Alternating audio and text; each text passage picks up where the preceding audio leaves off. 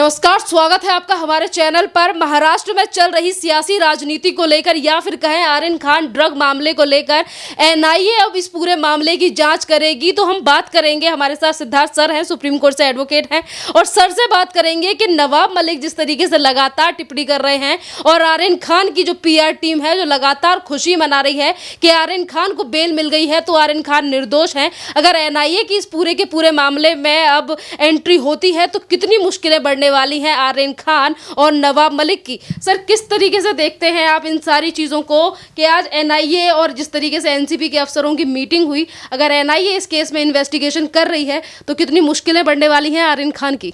जाहिर सी बात है, जो जितने भी साक्ष्य सामने हैं अभी इन्वेस्टिगेटिव एजेंसीज बॉडीज़ के पास में, उससे प्राइमा फेसी ये प्रतीत होता है कि इसमें सिर्फ ये ड्रग्स का एंगल नहीं है, ये स्मगलिंग, मनी लॉन्ड्रिंग और टेरर फाइनेंसिंग का भी इसमें एक एंगल इन्वॉल्व हो सकता है। इसी वजह से जो है एनआईए इसमें इन्वॉल्व होने के काफ़ी चांसेस हैं। और जैसा कि मैंने आपको पिछले इंटरव्यू में भी बताया था कि जो Aryan Khan is a very small fish, वो एक बहुत छोटी मछली है इस पूरे जो गंदा तालाब बन चुका है ये। बाकी जो चेन जो है ड्रग्स के जो तार हैं बड़े बड़े लोगों के जो इस पूरे सिस्टम में इन्वॉल्व हैं, वो सारी चीज़ें जो है वो इन्वेस्टिगेशन से सामने आएंगी, और जब वो सामने आएंगी तो मेरे हिसाब से इनकी तकलीफें बढ़ सकती है। सर, पीआर टीम लगातार ये कह रही है कि आर्यन खान के लिए बेल मिल गई है, मतलब आर्यन खान निर्दोष है, सच्चाई की जीत हुई है। जी, बेल मिलना ये साबित नहीं करता है कि कोई दोषी है या निर्दोष है। उनको पूरा एक ट्रायल का सामना करना पड़ेगा। हाँ, ये है कि उन्हें एक बार के लिए जो है जो कस्टडी से जो है उन्हें बेल मिल चुकी है। ठीक है, ये उनका एक अधिकार है जो उन्होंने हाई कोर्ट से उनको बेल मिली, और क्योंकि उसमें पोजेशन जो है उस वक्त उनके पास नहीं मिला था। बट इस बात से इनकार नहीं किया जा सकता कि वो ड्रग्स कंज्यूम नहीं करते, और भी जो काफ़ी लोग जो हैं बड़े बड़े ड्रग डीलर्स हैं उनके साथ उनके ताल्लुकात नहीं थे। और क्योंकि अब इस मामले का पूरी तरीके से राजनीतिकरण हो चुका है अनफॉर्चुनेटली, तो अब ये देखने वाली बात ये है कि अब इसमें जो है इन्वेस्टिगेशन किस तरीके से सेंट्रल एजेंसियाँ और जो अफसर हैं समीर वानखेड़े और दूसरे लोग जो एनसीबी के, वो बिना किसी प्रेशर के और बिना किसी दबाव के जो है वो इन्वेस्टिगेशन आगे कर सकें। सर, अगर एनआईए की इसमें एंट्री हो रही है, एनआईए इसमें जांच कर रही है, तो यहाँ पर भी बार बार पे वहाँ पे कोऑर्डिनेट भी करना पड़ेगा, एनआईए को भी कोऑर्डिनेट करना पड़ेगा आर्यन खान को। जी, बिल्कुल बिल्कुल, एनआईए को समन करना पड़ेगा। एनआईए का कोर्ट जो है वो उनको समन करेगा। उसके बाद में एनआईए जो है उनसे काफ़ी सारे सवाल जवाब पूछेगी, और हो सकता है अगर ज़रूरत पड़े तो वो कस्टडी भी उनकी ले सकते हैं। तो अगेन जितनी एजेंसीज इन्वॉल्व होती जाएंगी ज़्यादा से ज़्यादा, उतनी उनके लिए परेशानी आगे से आगे बढ़ने की संभावना है। तो ये जो एनआईए की एंट्री हो रही है वे इन बात से तो नहीं हो रही सर, क्योंकि एनसीबी ने अभी दलील रखी थी हाई कोर्ट में, और हाई कोर्ट में एनसीबी की तरफ से कहा गया था कि आर्यन खान की इंटरनेशनल चैट मिली है जिसमें कुछ ऐसे ड्रग पैडलर्स हैं जो दुबई में बैठे हैं। ये इसी मामले को लेकर? जी बिल्कुल बिल्कुल, यही मामला है। जो ड्रग पेडलर्स और जो ड्रग स्मगलर्स हैं जो दुबई बैठे हुए हैं, और दुबई में एक बहुत बड़ा माफिया जो है वो ऑपरेट करता है मुंबई के अंदर, जिनका सारा पैसा जो है वो फिल्म इंडस्ट्री में और बाकी जो भी एक्टिविटीज़ उनमें लगता है। आपको देखना होगा कि फिल्म इंडस्ट्री क्या है। फिल्म इंडस्ट्री बेसिकली एक तरीका है उस पैसे को लीगलाइज करने का। जो पैसा ऑलरेडी इलीगल है, जो पैसा मनी लॉन्ड्रिंग में यूज़ होता है, जो पैसा राउंड ट्रिपिंग में यूज़ होता है, जो 2 नंबर का पैसा घूम के हिंदुस्तान में 1 नंबर का बन के आता है, तो ये सब एक बहुत बड़ा सरगना, बहुत बड़ा एक माफिया है जो इन सब चीज़ों को कंट्रोल करता है। तो जो इन्वेस्टिगेशन होनी शुरू हुई है पिछले 1-2 साल से, अगर आप देखेंगे एजेंसियों द्वारा, तो वो ये एजेंसियाँ काफ़ी नज़दीक है उस चीज़ को क्रैक डाउन करने के। तो जितना ज़्यादा क्रैक डाउन होगा उतना ही ज़्यादा जो बड़े बड़े लोग, बड़े बड़े नेता, बड़े बड़े फिल्म एक्टर्स, बड़े बड़े जो भी सोशलाइट्स हैं मुंबई के, वो इस प्रॉब्लम में फंस सकते हैं। उन्हें लगता है कि एक लीगल उनके ऊपर एक ऑब्लिगेशन आ जाएगा, तो इस चक्कर में वो क्या है कि एक कहीं ना कहीं एक डर उन सब के मन में बैठा हुआ है। सर, कितनी और मुश्किल बढ़ने वाली है आर्यन खान की, क्योंकि एनसीबी अलग जांच करेगी, एनआईए अब आ रही है, इसके बाद अगर और भी एजेंसियां आती हैं तो मुश्किलें तो बढ़ ही रही हैं। बिल्कुल बिल्कुल बिल्कुल, जैसा मैंने कहा, एजेंसीज जितनी बढ़ती जाएंगी उतना ज़्यादा उनके कस्टडी की वो डिमांड करेंगी। वो एक जगह से छूटेंगे तो उन्हें दूसरी जगह बेल के लिए भागना पड़ेगा, वो दूसरी जगह से छूटेंगे तो तीसरी जगह बेल के लिए भागना पड़ेगा। बट कहीं ना कहीं इतना स्ट्रॉन्ग एविडेंस है, तो आप डायरेक्टली सिर्फ ये कह के आप इस चीज़ को रिडिक्यूल नहीं कर सकते हैं।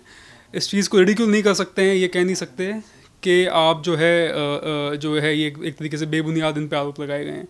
इतना एजेंसीज इन्वॉल्व हैं, तो वो विच हंटिंग नहीं है, वो कहीं ना कहीं इस तरफ ये जाता है उनका कि भाई कहीं ना कोई ठोस सबूत इन लोगों के पास में है उनके खिलाफ। सर ये तो हम बात जानते हैं कि लगातार जिस तरीके से ड्रग का नेक्सस सामने आता है, तो ये चीज़ें निकल कर सामने आती हैं कि जो पैसा है वो माफिया इस्तेमाल करते हैं, जो हमारी सेना की गोली लगती है वो आतंकवाद की तरफ से ही आती है। तो एनआईए के पास इस तरीके के कोई सबूत हैं क्या आतंकवाद और इंटरलिंक, जैसे कि आईएसआई वगैरह, इन सारी चीज़ों को लेकर? जी बिल्कुल बिल्कुल, वो जो ड्रग पेडलर्स जिनकी आप बात कर रहे हैं, जो चैट में जिनके नाम थे, वो कहीं ना कहीं किसी न किसी विदेशी एजेंसियों के साथ जो है उनका कहीं ना कहीं एक कनाइवेंस होगा। और जैसा कि मैंने आपको पहले भी कहा कि ड्रग्स का पैसा सबसे ज़्यादा इस्तेमाल होता है टेरर फाइनेंसिंग में। कि विश्व में किसी भी आप कंट्री में देखें, चाहे कोलंबिया हुआ, चाहे अर्जेंटीना हुआ, चाहे यूएस, मैक्सिको, यहाँ सब जगह, और भारत पाकिस्तान में भी आप देखेंगे, पाकिस्तान से जो भी एक टेरर फाइनेंसिंग होती है, जो ड्रग्स का जो सीड पूरा बोया गया है वो आईएसआई द्वारा बोया गया है। पंजाब आज उसका सबसे बड़ा विक्टिम है, बॉलीवुड में जो है मुंबई उसका बहुत बड़ा विक्टिम है। जो भी अपर क्लास जो है आप देखेंगे, और अब बात सिर्फ ये नहीं है अपर क्लास तक, अब जो ड्रग्स है वो मिडिल क्लास में भी पेनिट्रेट होता जा रहा है। तो मैं जैसा कि मैंने कहा, अल्टीमेटली जो बेबुनियाद यही है कि जो यंग जनरेशन है, जो लोग सोचते हैं, जो दिमाग लगाते हैं, जो बुद्धिजीवी हैं, वो इस बात को पूरी तरीके से, वो जो एक इंटेलेक्चुअल क्लास है मिडिल क्लास के अंदर, वो पूरी तरीके से वाइप आउट हो जाए।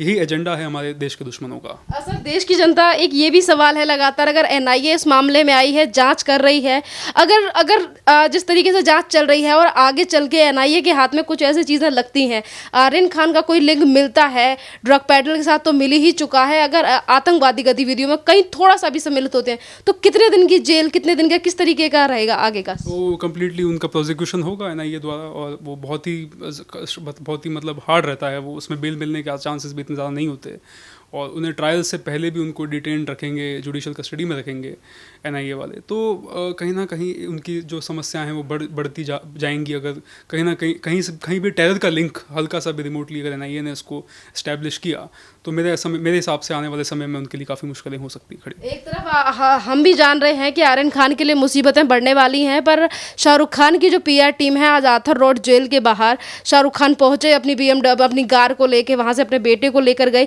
पर पटाखे फोड़ना, ढोल बजाना, क्या आर्यन खान ओलंपिक जीत कर आए हैं या फिर बड़ा काम कर आए? वो एक अब क्या होता है कि अब आप एक इतने बड़े सुपरस्टार आप रह चुके हैं फिल्मी दुनिया के, फिल्मी जगत के, तो कहीं ना कहीं जो इस तरीके की एक चीज़ हुई है, तो वो उसको पचा नहीं पा रहे, वो डाइजेस्ट नहीं कर पा रहे कि वो एक जो वीआईपी ट्रीटमेंट जिसके ये लोग आदी हो चुके थे, जिसमें ये लोग सोचते थे कि भाई वो कॉमन सिटीजन से काफ़ी ऊपर हैं, उनके राइट्स काफ़ी ज़्यादा हैं या उनको प्रिविलेजेस काफ़ी मिलते हैं, तो कहीं ना कहीं एक सच्चाई जो उन्हें लगी है ठोकर कि भाई आप हर चीज़ टेकन फॉर ग्रांटेड नहीं ले सकते, आप एक लॉ ऑफ द लैंड है जिसको आपको फॉलो करना पड़ेगा, आपको कानून के दायरे में रहना पड़ेगा, आपको कोई स्पेशल ट्रीटमेंट नहीं मिलेगा।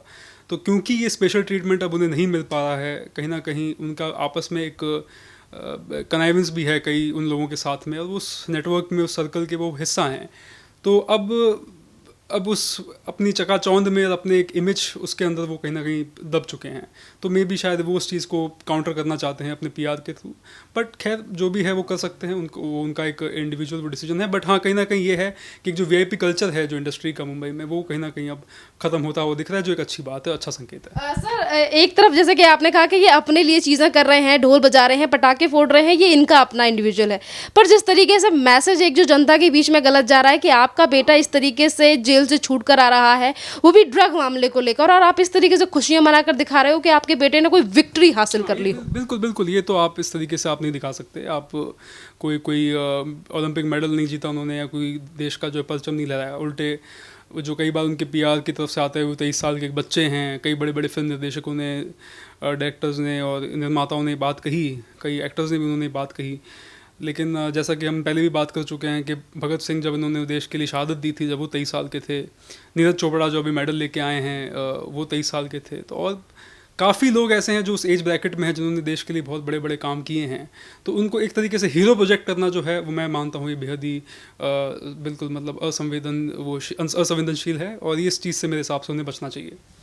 पीआर को तो बहुत बड़ा झटका लगेगा सर, एनआईए जांच कर रही है, ये तो नहीं कहा जाएगा कि केंद्र सरकार है वो आर्यन खान से दुश्मनी करती है, शाहरुख खान है इसीलिए सारी चीज़ें हो रही हैं, क्योंकि घूम फिर के पीआर की तरफ से यही तरह की न्यूज़ छापी जाती है। पीआर की तो मैं आपको बताता हूँ ना बात, पीआर की आप बात देखेंगे, जब संजय दत्त का केस चल रहा था तो संजय दत्त की फिल्म आई थी मुन्ना भाई, उसके बाद उनकी फिल्म आई मुन्ना भाई गांधीगिरी पे, तो वो इस तरीके से दिखाने लगे कि असली में गांधी जी के जो असली जो परोपकार हैं, जो उनकी बात रखते हैं आज के समाज में, वो संजय दत्त ही हैं।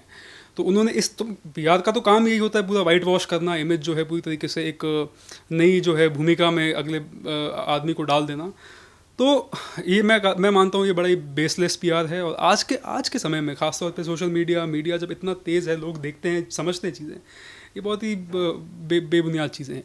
सर, नवाब मलिक भी काफ़ी बार एनसीबी को लेकर, एनसीबी के अधिकारियों के बारे में, समीर वानखेड़े को लेकर जिस तरीके से राजनीति कर रहे थे, आज अगर एनआईए इस मामले में आती है तो क्या नवाब मलिक के ऊपर तक ये आँच जाएगी? क्योंकि लगातार उन्होंने भी काफ़ी ज़्यादा ट्वीट किए हैं उन पैडलर्स को बचाने के लिए। और सवाल ये भी है, जो सेकंड सवाल है, क्या अब नवाब मलिक एनआईए के अधिकारियों के पर्चे जाके ढूंढेंगे, उनकी हिस्ट्री खंगालेंगे समीर वानखेड़े की तरह? ये बहुत ही गलत हुआ जो उन्होंने किया, जिस तरीके से उन्होंने एक आरोप प्रत्यारोप की राजनीति शुरू की ट्विटर पे, उनके पुराने डॉक्यूमेंट्स खंगालना, उनकी अपनी निजी ज़िंदगी को उन्होंने जो है पब्लिक में उजागर किया। और मैं मानता हूँ समीर वानखेड़े जी ने बड़े ही एक शालीन तरीके से, बहुत ही अच्छे तरीके से जो है उस बात का जवाब दिया। लेकिन नवाब मलिक को ये बात समझनी चाहिए कि आप इस तरीके से जो है, आप इन्वेस्टिगेटिंग बॉडीज़ और इन्वेस्टिगेटिंग अथॉरिटीज़ की जो है इन्वेस्टिगेशन के दौरान आप इस तरीके की हरकत नहीं कर सकते आप, क्योंकि जो उन्होंने किया है वो एक हमारे जो राजनीतिक शिष्टाचार है और जो एक हमारा एक लीगल इकोसिस्टम है, जो उसकी पूरी तरीके से उन्होंने अवहेलना की है। और कहीं ना कहीं मैं इस बात को मानता हूँ कि ये सब करना जानबूझ के एक इन्वेस्टिगेशन के में रोड़ा अटकाने जैसा है। और मैं तो खुद मानता हूँ इस बात पे, इस चीज़ का जो है बड़े बड़े एजेंसियों को और कोर्ट को भी संज्ञान लेना चाहिए और जितना जल्दी हो सके उन्हें इस बात से रोकना चाहिए। सर, एनआईए का प्रभाव पड़ेगा नवाब मलिक के बयानों को लेकर, जिस तरीके से आरिन खान ड्रग मामले की अगर जांच करती है एनआईए तो? जी बिल्कुल पड़ेगा। अगर इस तरीके से वो इन्वेस्टिगेशन में रोड़ा अटकाएंगे, इस तरीके से मामले को डिबेट करने की कोशिश करेंगे ताकि असली लोगों तक बात नहीं पहुंच पाए। और आप अब देखिए, जो आप सारी अगर चेन्स आप देखेंगे कहीं ना कहीं मिल रही हैं जाके, वो जानते हैं इस बात को कि कहीं ना कहीं उनके राजनीतिक आका या वो खुद कहीं ना कहीं इस तरीके की चीज़ों में जो हैं इन्वॉल्व हैं, लिप्त हैं। तो कहीं ना कहीं वो अपने आप को बचाने की कोशिश कर रहे हैं ताकि कल को उन्हें जो है वो हीट फेस नहीं करने पड़े। बट जो चीज़ गलत हुई है उसका कहीं ना कहीं वो चीज़ बाहर आएगी कहीं ना कभी सामने। सर, मेरा एक सवाल है, आरिन खान को लेकर ये कहा जा रहा है सत्यमेव जयते, एनसीबी हार गई है। एनसीबी कैसे हार गई? आपने कोई अभी उनका एक्विटल नहीं हुआ है, बहुत फ़र्क होता है दोनों चीज़ों में, बेल में और एक्विटल में। अभी उन्हें सिर्फ बेल मिली है। तो बेल मिलने को अगर वो ये जीत मानते हैं तो मेरे हिसाब से जो पूरी न्याय पद्धति है उनको वापस उन्हें पढ़नी पड़ेगी भारत की। और इस मामले में तो कोई टिप्पणी भी कोई व्यक्ति नहीं कर सकता। Thank you so much.